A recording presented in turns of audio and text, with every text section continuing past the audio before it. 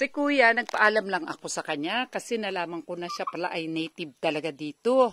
Ano pangalan mo, Kuya? Yung palayo ko lang, Bubot. Bubot. Tinanong ko lang siya kung marunong pa siya magsulat ng Tagbanwa. Bakit daw po, bakit hindi ka na natuto magsulat? Kasi po hindi ako nakapagpaturo sa mga matatanda noon. Oh, sayang ano? Pero nakakita na rin ako ng sulat ng Tinagbano, parang sulat ng insik. Yeah, kasi yung may kasama ako, teacher po ako. May kasama ako na yung nag-ano siya, pinakita niya yung Tagbanwa na sulat. Parang insik. Oo, tapos ano pala, parang bye-bye, may isang letra, may isang word na isasabi doon. Isang litrang ganyan, marami nang sinasabi. Oo. Kung, Litera insik. kung isipin mo, mas magaling kasi isang ganun lang, di ba? Oo, search siya.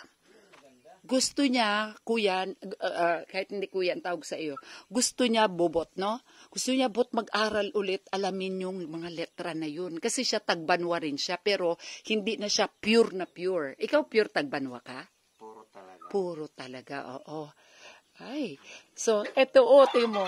Ay, saan po? Wala kayong pamilya? Wala po. Hanggang nagtanda, hindi ako nagkaroon ng asawa. Oo. Pero dito, gaano ka kadalas bumaba? Ako, Oo. bawat linggo, kung minsan hindi rin naabutan ng isang linggo. Pero lalakarin mo yan, yung renive namin. Wala ka rin yan. Puntang baryo. Kahit Ha?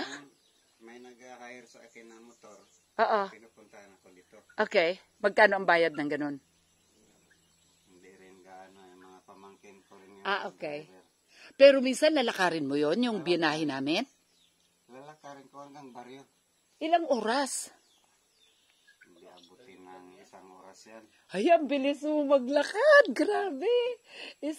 Hindi abutan daw siya ng isang oras pupunta sa baryo sa Aborlan na mismo. Hindi, sa barangay lang. Dyan sa baba. Pero kahit pa. Yeah. Tapos po, anong mga tanim mo dito maliban sa itong nakikita ko? Wala ka mga gulay? Wala. Pero alam mo rin kung paano magkuha ng mga pagkain dito sa bukid. Alam ko yung mga bungang kahoy sa bundok. Oo, nakakakain ka talaga. Isa sa nang linakihan namin yung Oo. Ang ganda. prutas sa kabundukan. At yung meron ba ditong bot na ang tatawag nila yung ano ang tawag yan? Tabo? Sus, kung tabo lang bagin yan eh. Oo, kailan nagkakatabo dito? Patapos na ngayon, wala na. Oo, pero marami ka dito nakukuha ang tabo? Sus, kung tabo lang pag panahon ng tigbubunga, Uy, paano kami bibili pag panahon ng tagtabo? Anong buwan ako pupunta dito? July? August? Hindi mo alam yung mga buwan ngayon?